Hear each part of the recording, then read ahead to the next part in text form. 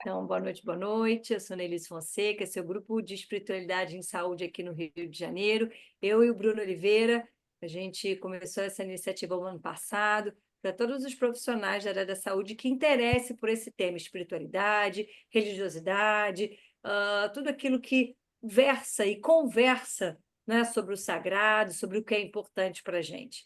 Vou passar a palavra agora ao Bruno para dar as boas-vindas ao nosso convidado e agradeço desde então, não só a ele, o Rabino Dario, o Rabino Dario, e principalmente a Gilce Prates, que nos colocou, né, com essa oportunidade de ouvir o Rabino. Obrigada. Olá, gente, boa noite para todo mundo. Bom, esse grupo surgiu porque a gente gosta de conversar sobre temas relacionados à espiritualidade, à religião, à religiosidade, a sentido na vida. E a gente está bem feliz nesse dia em especial de receber o Rabino, né? O Rabino Dario. Eu estou bem feliz de vê-lo aqui pessoalmente, porque uma vez eu já tive uma demanda no hospital. Eu sou assistente espiritual do Hospital Place, lá de Botafogo, e uma vez eu tive uma demanda lá de um paciente, uma paciente judia, que queria receber a visita de um rabino, e eu fiz contato com ele, ele foi lá, fez o atendimento a ela, e foi bem especial aquilo para aquela família e viver aquele momento. A gente acompanhou a partida dessa paciente lá, mas foi assim, um momento bem especial e a disponibilidade dele também. Então, poder falar pessoalmente aqui, mesmo que online, para mim é uma alegria muito grande. E eu queria, antes da gente, que a gente tem, o nosso objetivo aqui é poder usufruir o máximo possível da presença, né, do Rabino, para tirar as nossas dúvidas e trazer um pouco também, trazer algumas perguntas, algumas questões que a gente já levantou. Mas eu queria, se eu puder, ouvir, né, inicialmente o Rabino. Se o senhor puder falar para a gente, pelo menos alguns minutos, Rabino, sobre um pouco da visão do judaísmo relacionado à saúde. Esse grupo é um grupo voltado para profissionais da saúde, né? Então a gente tem médicos aqui, psicólogos, enfermeiros, capelães, pessoas que versam e trabalham na área da saúde, pesquisadores também dessa área. E eu tenho certeza que a sua presença aqui pode trazer, vai enriquecer muito a gente, mas eu queria, assim, inicialmente, que você, primeiro, se você apresentasse, né, e falasse um pouco da visão do judaísmo a respeito da saúde, a respeito da morte, e, sobretudo, a respeito das doenças também. E, a partir daí, eu acho que algumas das questões que a gente já preparou aqui já serão sanadas também. Fica à Perfeito. vontade, muito obrigado. Boa noite a todos, Bruno, Boa Nelise, noite. Gilce especialmente, e a todos os presentes que estão aqui online e os que vão nos assistir nessa sessão gravada. Eh, Primeiramente, parabenizar uma iniciativa de encontro, de dedicar tempo para estar juntos e ao redor de temáticas que constituem as perguntas existenciais do ser humano, ter encontros para discutir conteúdos, para pensar, para estar mais presentes e mais conectados com a vida, é sempre uma iniciativa que vale a pena destacar e louvar, porque não é óbvia. Então, parabenizar a iniciativa. E o que eu puder contribuir para esse espaço de reflexão de vocês, vou me sentir muito feliz.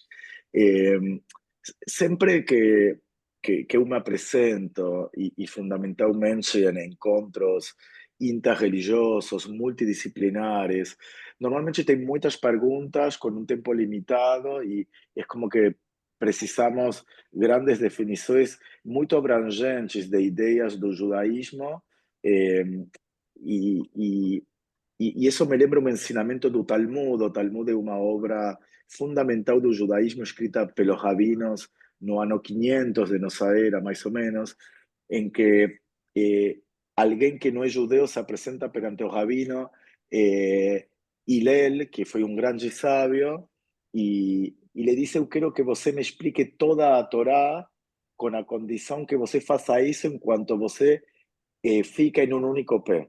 Então, o rabino, tentando se equilibrar, fica em um pé e lhe diz: eh, estou traduzindo do hebraico ao português, não faças com o outro que você não gosta que façam com você, que é uma reversão de amarás a teu próximo como a ti mesmo. Essa é a essência de toda a Torá.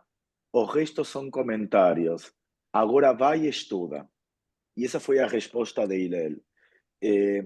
O que eu acho que o twist do Rabino Hillel, a diferença de outro grande rabino que falou amarás a teu próximo como a ti mesmo, e Jesus, que também traz a mesma mensagem, em uma primeira leitura parece que o amor é toda a essência e que se trata disso. O que Hillel diz é os restos são comentários. Agora vai e estuda. Então, para mim, o que ele está botando o foco é na necessidade do estudo permanente e contínuo. Em 8 vidas, vocês perguntaram da morte, eu posso dizer, em 8 vidas eu não vou ter tempo de estudar todos os comentários. Então, os restos são comentários. Agora vai e estuda, significa dedica a tua vida a estudar, a conhecer, a aprofundar, a encontrar sentido. E eu entendo que as perguntas existenciais, tipo, me resuma toda a Torá, me fala da vida e da morte, são perguntas existenciais que eu espero que também as respostas possam ir mudando ao longo da história, ao longo da nossa narrativa de vida, ao longo da nossa caminhada da vida. Senão significa que não saímos do nosso lugar. E uma coisa é como eu lidava com a morte. Quando comecei meus estudos rabínicos e a liderar pessoas, eu sendo um jovem de 18 anos, outras quando eu sou pai de filhos e quando acompanhei a tantas famílias em momentos de perdas, todas dolorosas, algumas que respondem ao ciclo da vida e outras decididamente trágicas. Então, quando a gente passa por situações assim, claro que nossa noção e dimensão de vida e morte necessariamente vai mudando. O judaísmo, claro que tem definições, só que não é uma única, são muitas, e muitas vezes contraditórias. A religião judaica, talvez eu diria a diferença de outras, nem melhor nem pior, mas diferente em alguns casos, trabalha menos com dogmas e mais com ideias multifacetadas. Quero dizer, um rabino pode ter uma opinião, outro rabino pode ter outra, e as duas opiniões são parte do entendimento da interpretação da Torá ou do Talmud. E podemos estar falando coisas realmente opostas, e mais quando falamos desse tipo de perguntas. Quando vocês me perguntam sobre a vida, eh, sobre a morte, por exemplo, bom, eu não conheço ninguém que tenha morrido e voltado e contado para a gente falar com ciência certa. Tudo que temos quando falamos da morte, quando falamos do próprio Deus, são especulações do humano que tentam interpretar e dar conta de coisas que são mistérios. Às vezes o mistério assusta e a gente tentando trazer luz na escuridão tenta controlar e tenta responder. E tem vezes que a gente não sabe e que é mais honesto dizer eu não sei do que tentar explicar coisas que não podemos. Uma vez eu acompanhei pais que perderam uma filha de 6 meses e evidentemente era um momento muito trágico. E quando eu cheguei ao espaço onde estavam velando essa criança antes de ir ao cemitério, eu encontro que um oficiante do cemitério, muito bem intencionado, estava dizendo para esses pais: tua filha era um anjo e já cumpriu sua missão nesse mundo, e como já cumpriu o que ela veio a fazer, agora voltou a seu lugar. E essa decididamente não seria uma resposta que eu daria. Eu não me identifico com essa resposta. E a mim particularmente me incomodou, mas essa mãe se sentiu confortada com essa resposta. Que Deus não permita me colocar nesse lugar, mas se eu fosse esse pai, eu não me sentiria confortado com essa resposta. Eu me sentiria mais confortado se me dissessem, eu não sei por que aconteceu isso, não tenho todas as respostas, mas posso te acompanhar e te abraçar nas tuas perguntas. Para mim, isso seria a resposta espiritual que eu procuraria, mas somos diferentes, eu entendo que nem todo mundo tem as mesmas necessidades e as mesmas respostas, então também para isso funciona que diferentes rabinos com diferentes perspectivas possamos estar ao serviço da comunidade, para que cada possa encontrar seu rabino e encontrar seu mestre e seu líder e encontrar conforto na sua comunidade. Eh, Posso continuar comentando algumas outras histórias.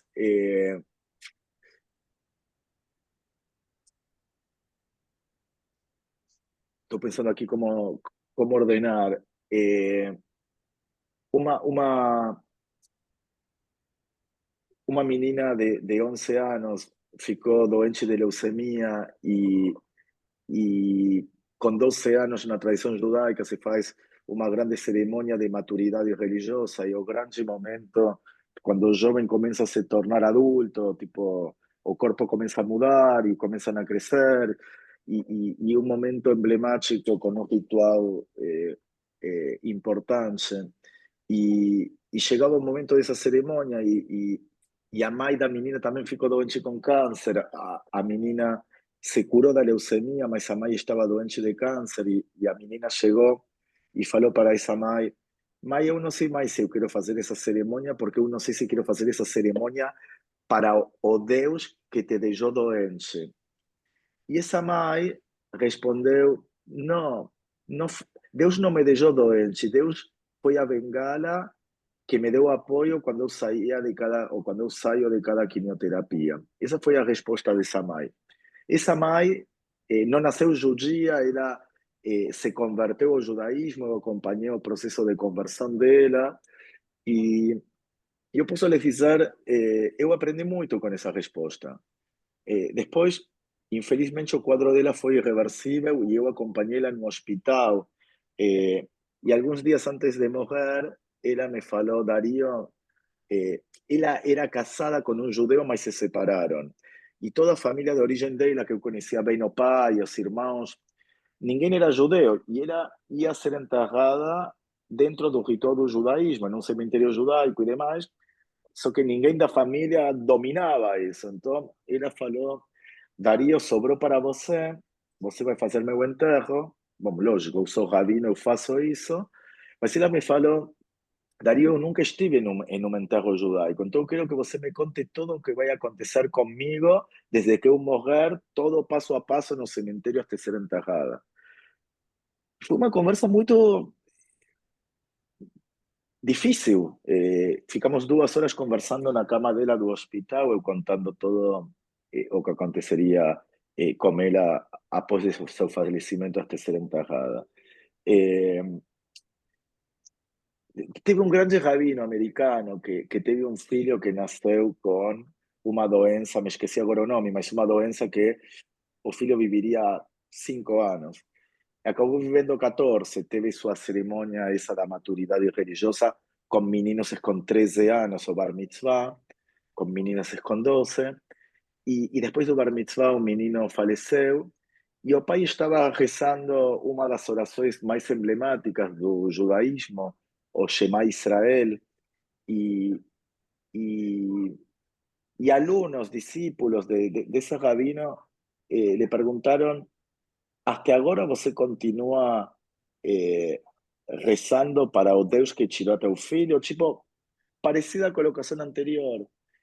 E, e, e ele dizia, o rabino respondeu: eu não sinto que foi Deus quem tirou meu filho.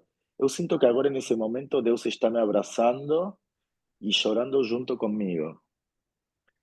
Quer dizer que existem perguntas teológicas, quer dizer, aonde colocamos a Deus na narrativa da existência humana, e a única opção de acreditar em Deus não é colocar a Deus no trono celestial, determinando quem vai viver e quem vai morrer. Embora tem muita liturgia dentro do judaísmo que fala exatamente isso.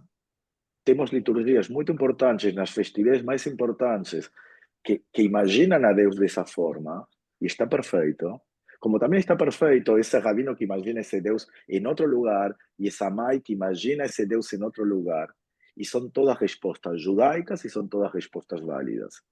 Entonces, o exercicio é a gente começar a se fazer essas perguntas para tentar arribar a nossas respostas. Precisamos de mestres, de livros, de vivência, mas depois precisamos chegar à nossa conclusão.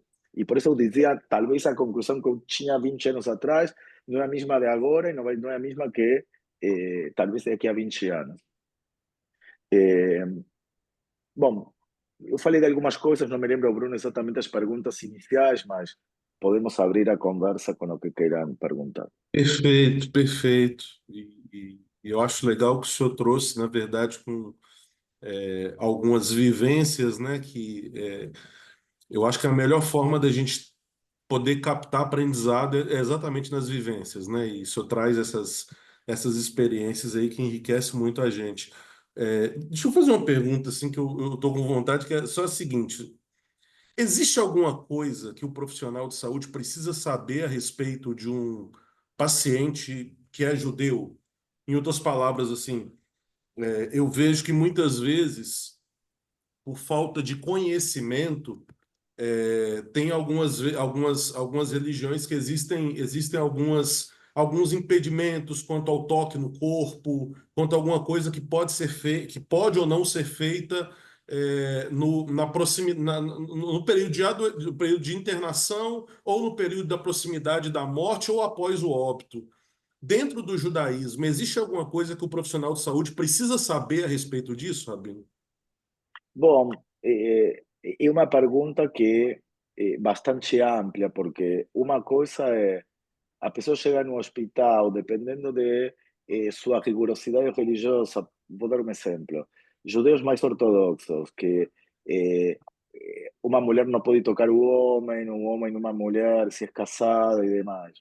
Ok, pode acontecer.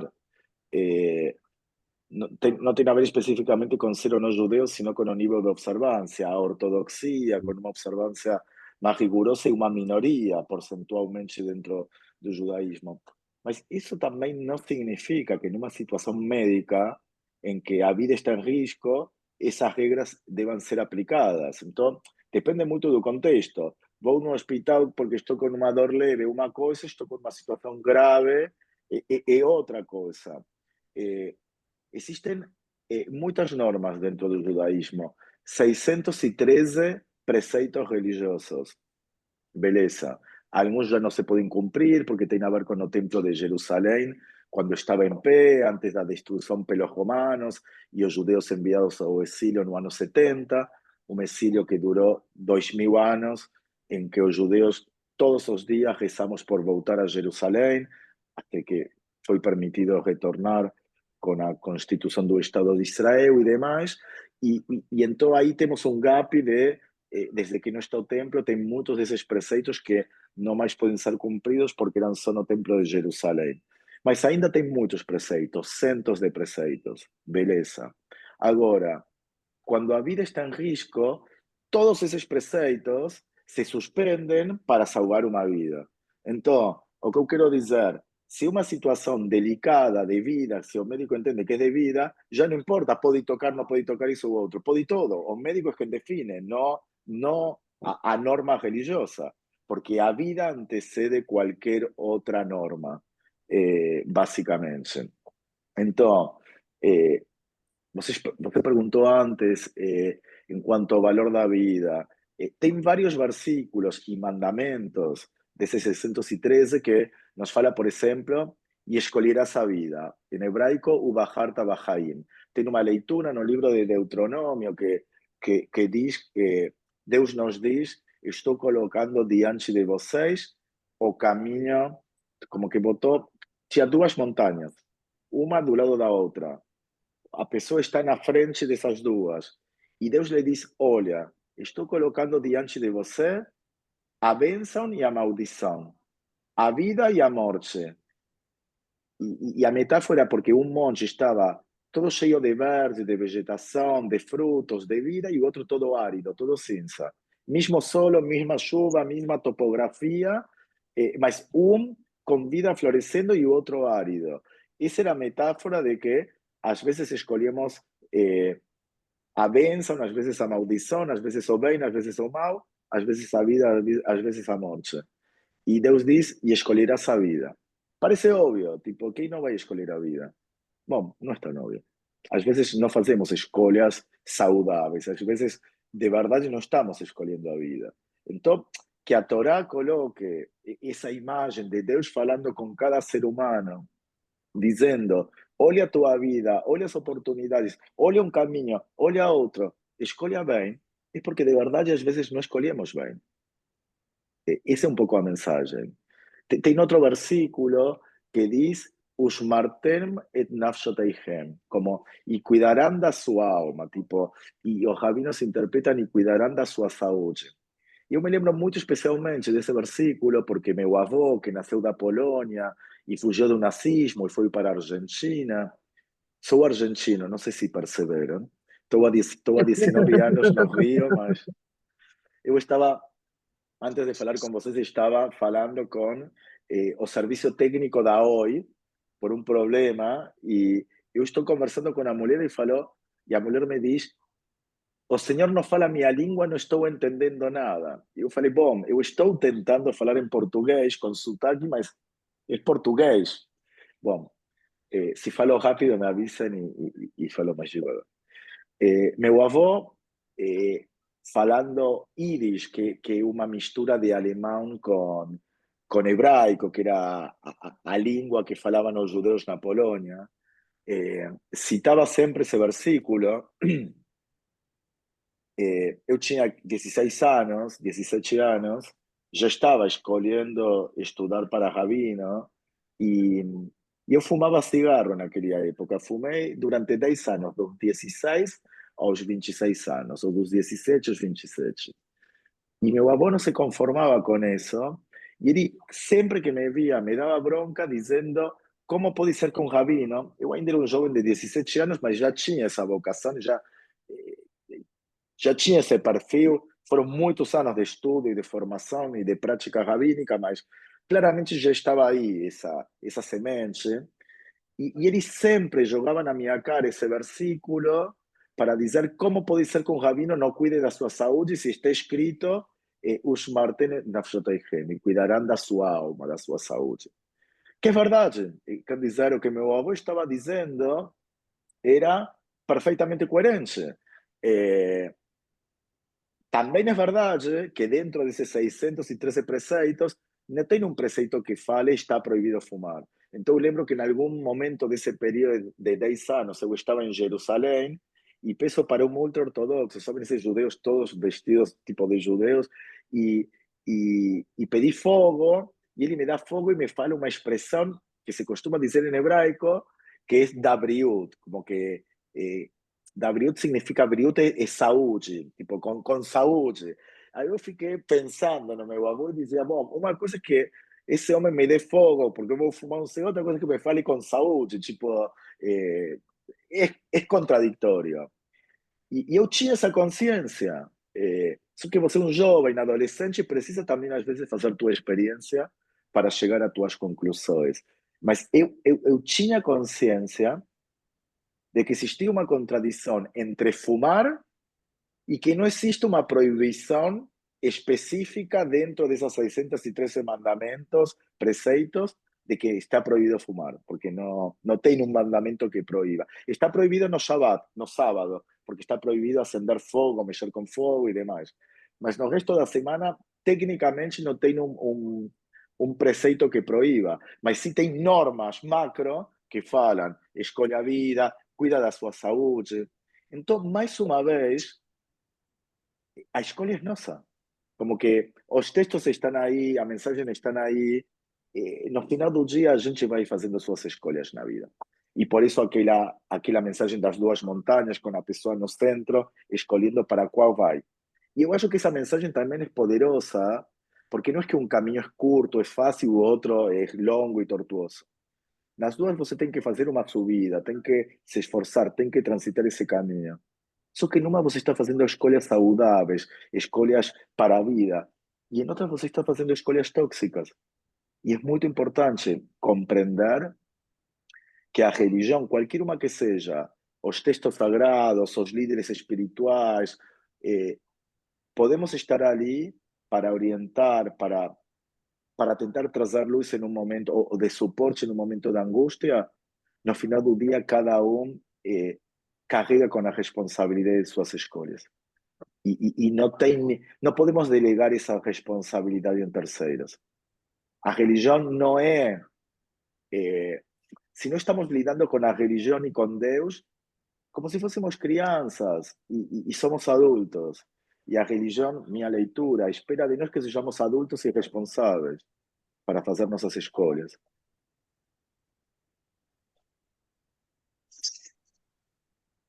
Gente, veio tanta coisa aqui. Eu quero. Bom, eu vou fazer mais perguntas, mas assim, se alguém quiser abrir para poder fazer pergunta, interagir também, fica à vontade. Anne, quer falar? Não, só quero comentar que eu estou assim surpresa, encantada, né, com essa visão. Eu cresci no CIB, que é o Clube Israelita Brasileiro, então com vários amigos, né, judeus e uns ortodoxos. Eu fui num casamento uma vez ortodoxo, uma amiga querida de escola, e eu estou assim bebendo da fonte, porque nós, né, profissionais da saúde, principalmente hospitalistas, às vezes a gente se depara com determinadas situações assistenciais que nos exigem posturas os quais às vezes a gente não sabe lidar, não é?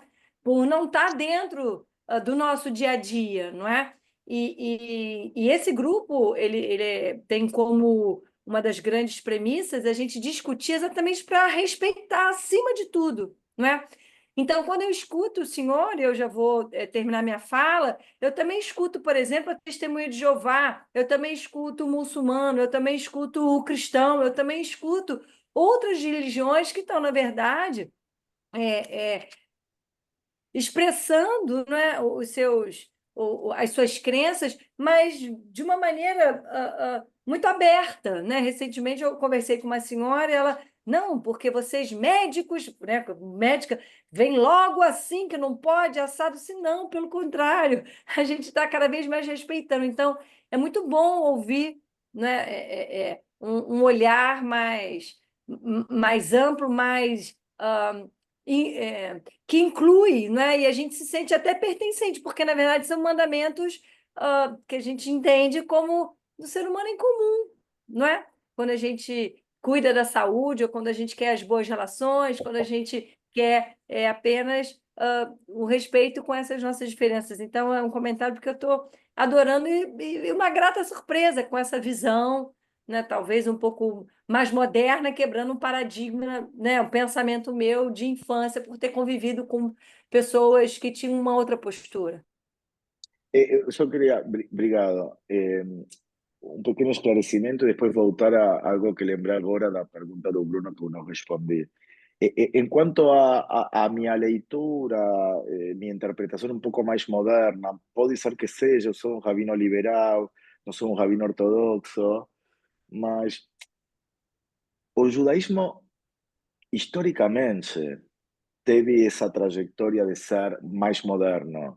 O que eu quero dizer é que isso que eu explicava de diferentes interpretações e diferentes pontos de vista, que um rabino pensa uma coisa e outro outra e outro outra, e que é todo válido, isso não é moderno. Isso está nos textos sagrados de 2000 anos atrás. Quero dizer, o judaísmo, desde seu DNA, de sua constituição, tem o pluralismo, a diversidade e demais como um pilar fundamental.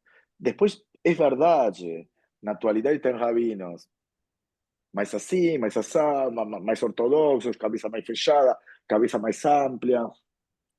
E é verdade, pode ser que eu tenha um olhar, nesse sentido, mais moderno, mas esse olhar mais moderno honra essa história do judaísmo, não é que está apenas reformando. Eu diria o contrário, está voltando uma essência que o judaísmo sempre foi. Um olhar mais dogmático é pouco judaico.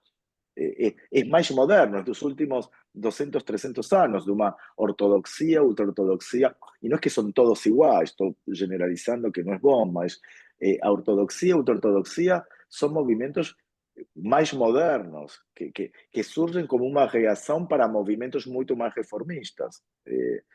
No vamos a conseguir abordar toda esa temática que en un punto específico no me encontro, mas só para contextualizar. E Bruno, você antes perguntou, eu falei do tocar, de normas assim. Depois, sim, eu acho que, evidentemente, eu imagino que no hospital perguntam na religião do paciente, se o paciente se reconhece como judeu em algum momento, e dependendo da seriedade da situação, oferecer se querem que chamem algum rabino e demais. Tem algumas orações, algumas coisas que se rezam, seja pela recuperação e restabelecimento da saúde, e em caso já em que não se tem o que fazer, uma confissão final e demais. São instâncias que podem dar força espiritual ao paciente. Mas aí eu acho que é o bom senso, de que se ele se reconhece como judeu, em algum momento oferecer a ele ou à família, se tem algum líder espiritual que queiram chamar, ou você fazer. Eu não me lembrava que tinha sido com você, agora eu lembrei daquela situação. Vocês procurarem, enfim. Eu acho sempre valioso, não como imposição, sino como possibilidade, como convite, não como uma regra, né? E existe algum rito no judaísmo para esses momentos que pode ser feito apenas pelo rabino? Bom, eu não diria que é apenas do rabino, às vezes é o rabino que faz quando a pessoa está impossibilitada de fazer. Mas, na verdade, que o ponto de partida deveria ser que a pessoa consiga fazer sozinha, com o auxílio do rabino, porque o mais provável é que nem conhece essas orações, mas uma confissão final que, na verdade, a pessoa doente, naquele momento, ele deveria fazer. E se ele não está em condições de fazer, o rabino faz no seu lugar. Isso é a confissão final. Agora, rezas pela recuperação, normalmente é o rabino que faz. Mas poderia ser algum familiar também. Na tradição judaica, tem pouca coisa que é exclusividade do rabino. O rabino é um membro da comunidade como qualquer outro, não tem poderes especiais. É alguém que normalmente sabe mais, conhece mais, e por isso ocupa esse lugar de líder e tem esse respeito da comunidade, mas não ocupa um lugar intermediário entre o céu e a terra, entre Deus e os simples mortais. Um rabino é parte de sua comunidade por igual. Todos esses rituais podem ser feitos por rabino ou não, por outra pessoa que não seja rabino também. Então não tenho capa de superpoderes. Tem poucas coisas que demandam de um rabino. Por exemplo, fazer um divórcio, que no judaísmo é aceito, tem que ser rabino. Mas um casamento não. Um casamento precisa de duas testemunhas que assinem que esse documento é válido e a troca de alianças é feita entre o próprio casal e tem rezas e bênçãos que pode ser feita por um cantor ou por um familiar. Claro que normalmente é um rabino que faz, mas poderia não ser. E o mesmo na hora da morte, não necessariamente um rabino que me acompanha, às vezes é outro tipo de líder religioso. Muchas veces es el rabino, ocupamos ese lugar, mas no porque otro no podría. E em relação a ritos mortuários, Rabino, tem alguma coisa dentro do judaísmo? Sí, tem Como que muito, funciona? tem muito. Tem algumas coisas que são lei, que são uma regra, e outra coisa, muitas que são superstições que vêm da Idade Média e que ficam como em um lugar de costumes. E o lugar do costume no judaísmo é muito amplo. Alguns seguem, outros não. Bom, as regras também alguns seguem, outros não. Mas quero dizer, uma coisa é uma regra, outra coisa é um costume. E tem costumes eh, infinitos, eu diria. Mas para fazer um resumo das questões mais básicas, é muito importante que quando vem um falecimento, o corpo não fique sozinho em momento nenhum. No judaísmo, não pode ficar sozinho. Se faz toda uma lavagem especial, muito completa, feita por algumas pessoas específicas que sabem muito bem como fazer, não é qualquer um que sabe fazer. Eu, por exemplo, nunca fiz, nem faria, me daria muita impressão fazer isso. E muitas vezes são pessoas voluntárias que fazem isso como se doando para a comunidade fazendo isso. É muito louvável. Você tem que tampar todos os orifícios e se deixa o corpo preparado, não se deixa sozinho. Normalmente a instância de velar o corpo é curta, porque a necessidade no judaísmo é fazer o enterro sempre que possível, o mais rápido possível. Eh, de aí que no judaísmo não se costuma tanto levar flores, porque não se tem horas e horas e horas o corpo ali, nem com caixão aberto muito menos. Então não se tem esse costume. No judaísmo se prefere utilizar o dinheiro que gastaria em flores para fazer obras de benevolência para ajudar alguém. Esse é o costume. E se bota uma pedra no cemitério como testemunha da nossa presença lá, que fica inalterável. Uma flor murcha, uma pedra permanecerá. E simboliza nossa presença nesse lugar e nesse momento e com essa pessoa inalterável. Bom, então, essa instância de velar alguém é muito rápida, sempre que possível, às vezes não é possível. Eu perdi a meu pai no meio de uma viagem e demoramos 2 semanas em poder enterrar ele. Estávamos no México, minha irmã mora no México, foi toda uma burocracia e poder voltar de avião e enterrar ele 2 semanas depois na Argentina. E realmente, na tradição judaica, entre o falecimento e o enterro, a pessoa ainda não se tornou enlutada, então fica em um status intermédio. E um status muito chato, muito ruim, como que você não está nem aqui nem lá. É como um luto que ainda não começa. O luto começa quando enterramos o corpo. Na Argentina, a ditadura militar se diz que matou 30.000 pessoas. No se falan que son 30.000 muertos, se falan que son 30.000 desaparecidos en español, como que están sumidos porque no tenemos un cuerpo para enterrar. Muchas veces jogaron de aviões no mar o fosas comuns y demás. Y a propia palabra está diciendo que como si no estuviesen muertos porque você ainda no se enterró. Es como ficar en ese limbo, en ese lugar de ainda no consigo hacer meu luto completamente porque ainda no conseguí enterrar y comenzar o proceso indispensable do luto. Então, o enterro se tenta fazer o antes possível. E na hora do enterro tem alguns rituais. Dos familiares próximos se rasga a roupa, que representa o coração desgarrado. Isso se aprende de um relato na Bíblia em que Davi, antes de ser rei, sabem, o rei Davi, antes de ser rei, ele era muito amigo de Jonatán, que era o filho do rei Saul. E então tem todo um episódio ali, e quando Saul recebe a notícia de que seu filho foi morto, então tem toda uma situação aí de rasgar a roupa e de jogar cinzas, terra na sua cabeça. Bom, tem alguns rituais, algumas orações na hora do enterro. Se faz o enterro e a partir desse momento tem, eu diria, 3 instâncias do luto. A primeira semana, que é um luto mais intenso, que a pessoa não vai trabalhar, não faz isso, não faz aquilo, não faz a barba, não toma banho, não troca essa roupa que está rasgada. É como que fica focada nisso. E depois tem uma instância de uma cerimônia com 30 dias, e depois tem o primeiro aniversário.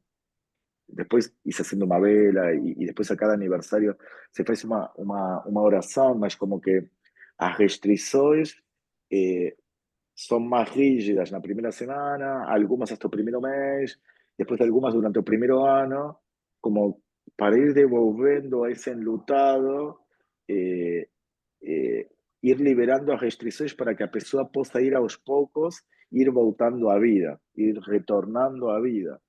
Claro que depois cada um tem seus próprios tempos, porque o luto em cada um opera, funciona diferente, mas tem esses rituais que são muito sábios. Em hebraico, a palavra da primeira semana é se sentar. en ese período de luto. E a metáfora de se sentar é porque você não tem força de estar em pé. É um momento de estar sentado, conectado com a tua dor. E o ritual, quando conclui essa primeira semana, tipo a missa do sétimo dia do judaísmo, é o levantamento desse período. E o rabino puxa da cadeira a pessoa que está enlutada para dizer: agora é hora de se levantar. E aos poucos começar a retomar a caminhada da vida. Então, tem alguns rituais muito valiosos. E não O, queria dizer mais uma coisa, que talvez não tenha a ver exatamente com a pergunta, mas embora eu seja um líder religioso e acompanho muito as famílias, tem um microfone aí aberto. Eu, por exemplo, acompanhei a Gilce num momento da vida dela muito forte e demais. Quando eu perdi a meu pai, eu recebi palavras muito bonitas de rabino amigos que me ajudaram. Vou aproveitar e comentar que a mim me fez muito bem. Mas eu queria falar uma palavra que eu ouvi de um médico, justamente. Então, queria trazer essa mensagem, mas aquele rabino me falou, muito meu amigo, ele falou, quando você nasceu, teu pai e tua mãe te receberam nesse mundo com todo o amor. Agora está o momento de despedir a teu pai com esse mesmo amor quando ele está deixando esse mundo. E para mim, esse foi um conceito muito importante, porque, enfim, eu estava viajando com meu pai, estava com dor de cabeça, eu pensava que ele estava bem, eu voltei ao Brasil com minha mulher e meus filhos, e no mesmo dia que voltei eu entendi que a situação estava pior, e eu em menos de 24 horas precisei pegar um avião de novo, e nesse momento, quando esse amigo, esse rabino me disse isso, fez muito sentido. E, e, eu, e aí passaram algumas horas e minha irmã me liga do México dizendo que o quadro era irreversível, que era uma surpresa. Hasta o dia anterior parecia que era uma dor de cabeça. E que o quadro era irreversível e eu já nesse momento estava no Uber indo para o aeroporto para comprar uma passagem na hora e conversamos com a doutora de cuidados paliativos. E eu não me lembro exatamente as palavras, mas eu posso dizer que as palavras dessa doutora para mim me trouxeram toda a paz que eu precisava nesse momento para subir um avião. Viajei toda a noite,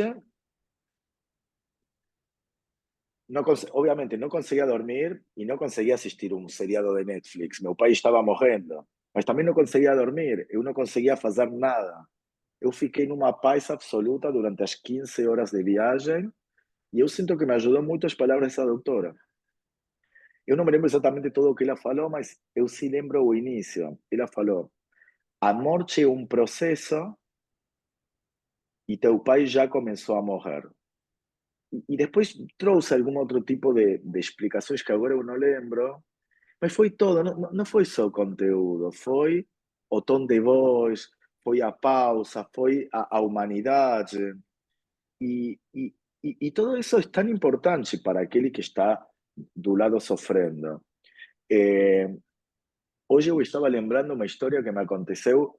eh, eu dizia, eu cheguei no Brasil início de 2007 e eu cheguei 2 semanas antes do Carnaval. E, e aí quando chega Carnaval eu entendi que todo mundo sai da cidade, eu fiquei sozinho à frente da sinagoga e 2 dias depois, eu tinha 28 anos quando eu cheguei, eh, e um jovem da minha idade, de 29 anos, morreu de um ataque cardíaco súbito em Búzios, com uma mulher grávida de 8 meses. E vieram toda semana na sinagoga esse ritual de 7 dias que eu explicava, e o rabino tem que ensinar, trazer um ensinamento diferente cada dia. Eu acabava de chegar da Argentina há 2 semanas, não falava nada de português, uma situação trágica, e ter que falar durante 7 dias uma coisa diferente. Para mim era impensável que eu consiga fazer isso. E foi tão poderoso o que aconteceu que depois a cada aniversário que se volta à sinagoga para rezar, como a data coincidia com carnaval, às vezes estava viajando, essa pessoa preferia adiar 2 semanas a data de aniversário do falecimento do filho para rezar junto comigo, do que rezar com outro rabino ou outro oficiante. Então, o que eu quero dizer, se cria uma conexão muito importante quando a língua seguramente era uma limitação, mas existe algo que nos conecta que excede eh, o conteúdo das palavras. Então, quando vocês me perguntam um pouco do nosso papel nesse momento, tem muito mais a ver, não só com um conhecimento teórico, sino na capacidade de estabelecer empatia e de estar ali para o outro. E eu les dei o exemplo que, para mim, um médico ocupou esse papel muito bem quando eu precisei. Tão bom ouvir bons exemplos, né? Ainda mais nos cuidados paliativos, assim, dá um alívio pra gente, assim. Que bom, coisa boa. Gente, a gente tem 10 minutos e eu quero abrir, se alguém quiser aqui. João Jorge, pode falar, por favor. Doutor João Jorge. Primeiro, Só um minuto que parabéns. eu tenho que botar. Desculpa, só um minutinho, João Jorge. Preciso pedir a meu filho que tome banho, que precisa dormir. Me dê um minuto. Por favor, vá lá.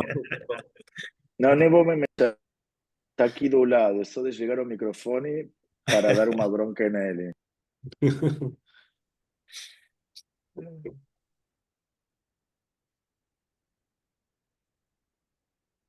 Ou seja, não tem aquela capa de herói mesmo, né? Isso é muito bom.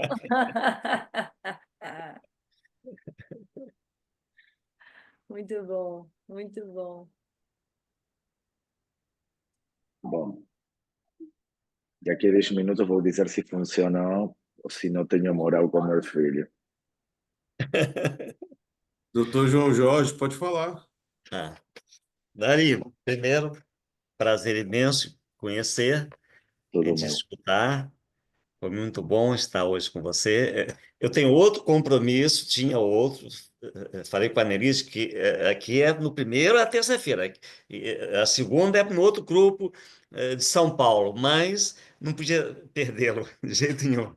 Então, fiz em 2000 um seminário com Newton Bonner, não sei se você conhece, rabino do Rio Sim, de sim, Janeiro. sim. Sim, trabalhei E com ele os últimos 4 anos. e abriu minha mente para o judaísmo que eu achava até então um judaísmo muito fechado. Eu tinha aquela ideia, já li a Bíblia várias vezes, que eu sou cristão, né? Sou até teólogo, e fiz várias vezes li a Bíblia e eu achava o judaísmo muito, como é que se diz?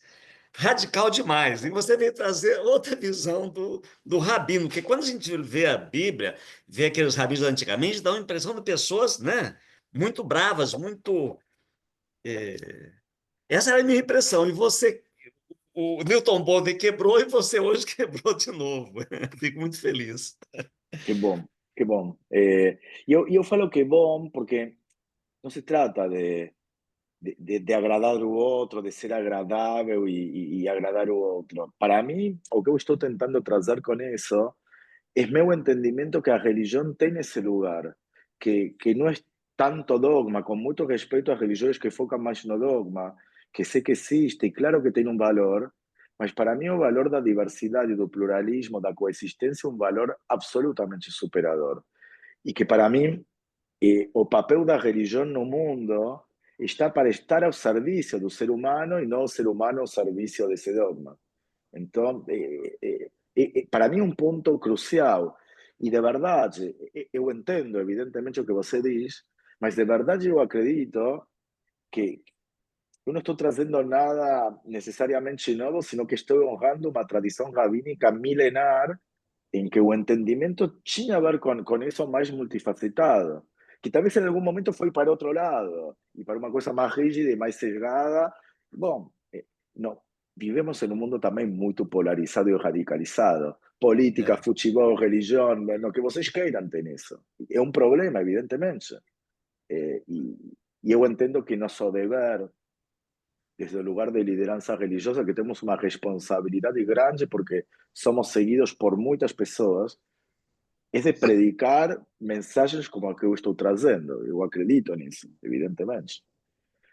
Mas não, não considero que estou fazendo nada revolucionário, estou honrando uma tradição milenar de rabinos dentro do judaísmo. De fato, Jesus foi deles, no sentido de a voz de Jesus é a voz dos profetas de Israel e dos rabinos. É uma linha de consciência, de ética, de moral, de contestar ao poder político estabelecido, dos reis, dos sacerdotes, da iniquidade, enfim. Então, é isso.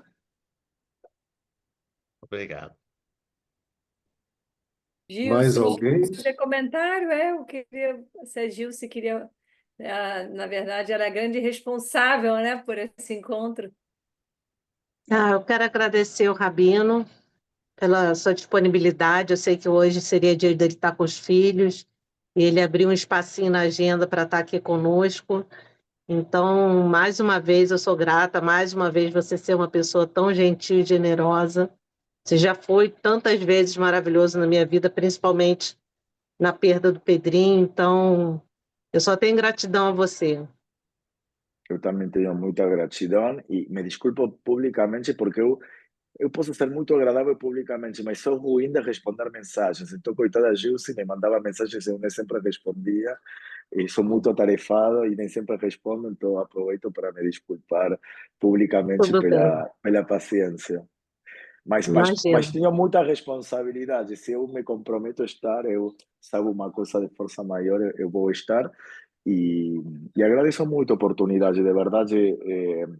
Tenho muito respeito por encontros. Vocês poderem estar fazendo tantas coisas nesse momento e estão se dedicando a pensar, a refletir, a questionar, a aprender. E é muito valioso.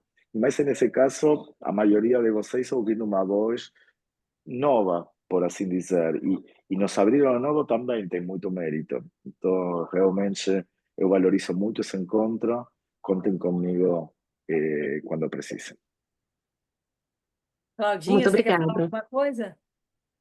Claudinha, aqui, Rabino, ele é um grupo, não é só carioca, tá? Tem gente do Brasil inteiro. Então, a Cláudia, por exemplo, é uma musicoterapeuta e ela está lá no meio do nosso país, tá? Legal. Tem gente do Paraná, tem gente também lá do norte, tem gente do sul. Como é uma reunião gravada, e às vezes as pessoas preferem estar num outro momento. Mas eu não sei. Cláudia, quer fazer algum comentário, alguma coisa que te tenha feito alguma lembrança, alguma coisa assim? Não. Eu só queria dizer que foi muito bom ouvi-lo, porque assim, a minha avó materna era judia e, e veio da Hungria com a família entre a Primeira e a Segunda Guerra, né? Ela veio pequena para o Brasil. E infelizmente, por causa da Segunda Guerra, ela não pôde passar nada da religião para minha mãe, para o meu tio, e nós não tivemos nenhum contato com a religião. Então foi uma oportunidade, foi muito bom ouvir assim e conhecer um pouco mais. Não conheço praticamente nada e acho que assim, eu posso ainda caminhar, né, assim, para conhecer, mas foi muito bom ouvi-lo. Muito obrigada. Se quiser pegar meu contato com Gilce, se você quiser estudar judaísmo, se qualquer de vocês quiserem estudar, eu dou Sim. cursos introdutórios ao judaísmo, de aprofundar diferentes tipos de Sim. cursos. Podem pegar meu contato com Gilce e posso ou orientar ou me disponibilizar também para que participem de alguns de meus cursos. E sempre conectar com a raiz e fazer algum tipo de resgate da nossa identidade é sempre muito valioso. Sim. E peraí que meus filhos têm também, pode compreender. Mas só um minutinho. Não é hora de continuar com a televisão, é hora de tomar. Tá bom. Pede para Laila ligar a água que papai já desliga. Tá, tá bom, meu amor. Isso. É, o que eu estava dizendo, ele me pediu se eu poderia ir ao meu quarto porque estou atrapalhando a televisão dele, mas ele já não está na hora da televisão. O que o Cláudio eu estava dizendo é que esse lugar de resgate da identidade, porque tem a ver com a tua história, de fato a tua história é muito parecida com a minha, a tua avó veio da Hungria, o meu da Polônia, e também veio muito pequeno, e fugindo entre a Primeira e a Segunda Guerra, então de fato é uma história muito similar dos nossos avós. Você nem cresceu como judia e eu me tornei rabino, e uma origem muito similar. E então, eu acho que poder conectar com nossa história é um lugar de construção da identidade, que sempre é muito valioso. Então, eu percebi tua emoção nas tuas palavras, que não tem menos a ver comigo, tem a ver justamente com a tua história e a tua narrativa. E é sempre valioso investir nisso, porque é o que nos constitui. A gente pode passar pela vida meio que anestesiado, ou pode fazer as perguntas existenciais de para que estamos nesse mundo, o que eu vim fazer, quem eu sou e o que eu espero da minha vida, o que é isso único que eu vim fazer e que ninguém pode fazer no meu lugar, e tentar dedicar a minha vida a deixar essa marca no mundo. Obrigada. Muito obrigada. Muito bem. Bruno. Eu vou falar nada, agora é contigo. Depois dessa, eu só quero agradecer. Uau! Obrigado mesmo, amigo. Obrigado mesmo. A gente está muito feliz com esse resultado. Eu sei que no grupo vai reverberar quando o pessoal for assistir também. E sua presença aqui hoje foi muito sagrada para a gente. Então, muito obrigado mesmo, de coração, tá? E vou Eu que deixar com a Ana. agradeço. Nossa, eu também só agradeço. É engraçado, né? Eu e o João, a gente teve a mesma visão, né? Quando eu falei no meio, né? A impressão por uma experiência passada, uma vivência. E aí me faz lembrar um pouco também o Papa Francisco, né? Que depois de um grande Papa mais radical, né? O Ratzinger, vem então o Papa Francisco, também da Argentina, que também teve o seu papel, né? Na ditadura, que escolheu Francisco exatamente pela humildade, né, de São Francisco de Assis, e aí se abrindo para um novo momento. Eu acho que entender essa diversidade, entender essa pluralidade, não é? E com isso abrir para que haja um pouco mais de equidade, isso é muito importante. A questão não é só por número de pessoas que possam seguir a religião, mas eu acho que isso é um exemplo para esse mundo que precisa ser mais respeitoso uns com os outros, não é? Que esse mundo possa dialogar com mais clareza mesmo nas diferenças e reconhecer que o crescimento muitas vezes vem disso, não vem só com o estudo técnico, né? Outro dia eu comentei, né? Não sei com quem, não basta ser só aquele médico altamente técnico, não é? Que estude todos os livros, não é? Na verdade, hoje em dia a gente quer aquele que esteja do lado, e o senhor colocou numa situação, algo que me fez lembrar uma cena, basta estar presente. Às vezes a gente não precisa ter aquela palavra, basta estar ali do lado. Então, mais importante para o nosso grupo, né, independente do credo, mas que a gente possa ser exemplo, que a gente possa estar aberto para essa pluralidade. Por isso que o nosso grupo é um grupo que tenta, né, na nossa programação, enfim, trazer diferentes pontos de vista, né, diferentes possibilidades. Então, muito obrigada, viu, Eu que Rabi? agradeço. Se você me permite, eu tenho uma história com o Papa Francisco. Se vocês querem, eu posso trazer, Por que eu favor. acho valiosa. Tem a ver com a origem dele, com o mestre dele. Ele foi o sucessor como bispo da Catedral Metropolitana de Buenos Aires. Foi o sucessor de Quajachino, que era quem estava à frente da igreja na Argentina. O sucesor foi Bergoglio, que depois se torna o Papa Francisco. E Quajachino era um fervoroso militante do diálogo interreligioso, com muito de meus mestres e de pessoas muito próximas de mim, assim como o Papa Francisco, íntimo amigo de rabinos que foram meus mestres e alguns que são meus colegas, também com um vínculo muito estreito com ele. E Quajachino, que dedicou sua vida ao diálogo interreligioso, quando ele morreu, ele pediu ser enterrado na Catedral de Buenos Aires, debaixo de um mural. Esse mural foi a primeira igreja no mundo que botou um mural em homenagem às vítimas do Holocausto, às vítimas do nazismo, e no caso da Argentina teve duas bombas terroristas do Irã, do grupo terrorista Hezbollah, botou duas bombas no coração da Argentina, na Embaixada de Israel no ano 1992 e no Centro Comunitário Judaico, AME, em 1994. A mim esse último atentado me tocou muito de perto. Eu estive 10 dias entre os escombros tentando resgatar alguém com vida. Eu era um adolescente que passei 12 horas por dia em um lugar que de repente no centro da minha cidade se tornou um campo de batalha, um prédio destruído e a gente tentando desesperadamente salvar alguém, coisa que infelizmente não conseguimos. Foi uma experiência muito tocante, muito traumática. Botaram um mural em homenagem das vítimas do Holocausto e da bomba terrorista na AMIA, na Embaixada de Israel. E ele pediu ser enterrado exatamente nesse local.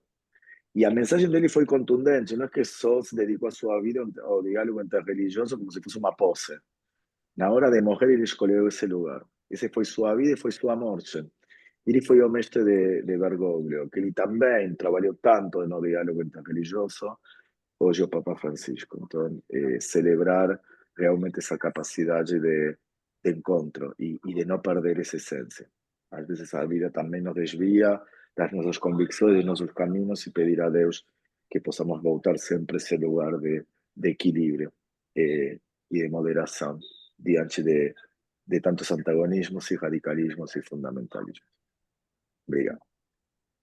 Nossa, eu que agradeço e fechamos com chave de ouro. Maravilhoso. Muito obrigada.